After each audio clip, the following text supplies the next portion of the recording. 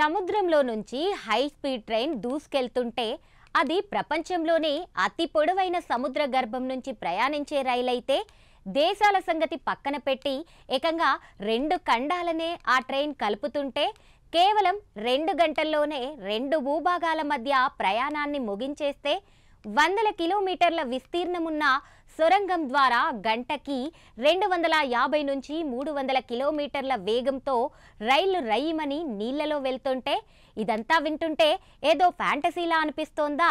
అయితే ఇది మరికొన్ని రోజుల్లోనే నిజం కాబోతోంది. ప్రపంచంలోనే మొదటిసారి సముద్రం గుండా అత్యంత హై స్పీడ్తో ప్రయాణించి రెండు ఖండాలను కలిపే ట్రైన్ రాబోతోంది. ఇప్పటికే ఈ ట్రైన్ కోసం ఇంజనీర్లు మాస్టర్ ప్లాన్ వేశారు. మరి దానికి సంబంధించిన ఫుల్ డీటెయిల్స్ మీకోసం.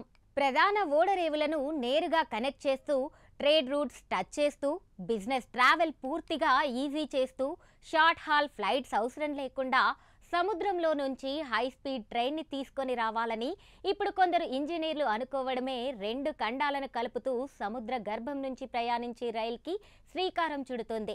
ఆ రెండు ఖండాల్లో నివసించే ప్రజలకు ఈ ట్రైన్ ఎంతో ఉపయోగపడుతోంది, సమయాన్ని ఆదా చేస్తోంది. అందుకే ఆ రెండు ఖండాలు, ప్రభుత్వాలు, పెట్టుబడిదారులు ఈ మార్గాన్ని కేవలం రవాణా సదుపాయంగానే కాకుండా రెండు ప్రాంతాల మధ్య ఆర్థిక, రాజకీయ సంబంధాలను మార్చే స్ట్రాటజిక్ కనెక్షన్గా చూస్తున్నాయి. అయితే ప్రస్తుతం చాలా మంది ఇతర దేశాలకు వెళ్లాలంటే ఫ్లైట్ జర్నీ చేస్తారు. ఎందుకంటే తక్కువ సమయంలోనే డెస్టినేషన్ చేరుకోవచ్చు. ఒకప్పటిలా నీటిలో షిప్లో ప్రయాణించాలంటే కొన్ని రోజులు లేదా వారాల సమయం పడుతోంది. కానీ నీటిలో కూడా ప్రయాణ సమయం తగ్గించడంతో పాటు ఫ్లైట్ కంటే వేగంగా ఇతర దేశాలకు, ఖండాలకు చేరుకునేలా కొందరు ఇంజనీర్లు ఆలోచన చేస్తున్నారు. రెండు ఖండాలను కలుపుతూ సముద్రం లోపల హై స్పీడ్ లైన్ బిల్డ్ చేయాలని ప్లాన్ చేస్తున్నారు.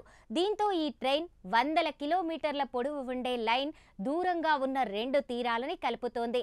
ఇక దీని ద్వారా ప్రపంచంలోనే అతి పొడవైన under water high speed rail మార్గాన్ని సృష్టించడం ఈ కొత్త మెగా ప్రాజెక్ట్ లక్ష్యం. ఇది సముద్రం కింద సొరంగం నిర్మించడం ద్వారా రెండు ఖండాలను కలుపుతోంది. అయితే ఈ ప్రాజెక్ట్ అనుకున్నంత ఈజీ కాదు. కంప్లీట్ చేయడం చాలా కష్టం. ఈ under sea rail link UK, France మధ్య ఛానల్ టన్నెల్ కంటే చాలా పొడవుగా, డీప్గా ఉంటుంది. ఇది ప్రస్తుతం 50 కిలోమీటర్లు విస్తరించి ఉంది. వందల కిలోమీటర్ల విస్తీర్ణమున్న సొరంగం ద్వారా గంటకి 250 నుంచి 300 కిలోమీటర్ల వేగంతో రైళ్లని నడపాలని ఇంజనీర్లు యోచిస్తున్నారు. ఇది ఇప్పటి వరకు ప్రయత్నించిన అత్యంత ప్రతిష్టాత్మక రవాణా ప్రాజెక్టులలో ఒకటిగా మారింది. రెండు భూభాగాల మధ్య ప్రయాణ సమయాన్ని 2 గంటలలోపు తగ్గించగలదు.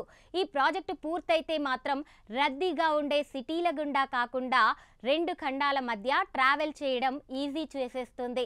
అయితే కఠినమైన ప్రాజెక్ట్ అయినా దీన్ని ఇంజనీర్లు మాత్రం చాలా ప్రతిష్టాత్మకంగా తీసుకుని సాధ్యమైనంత తొందరగా పూర్తి చేయాలని అనుకుంటున్నారు.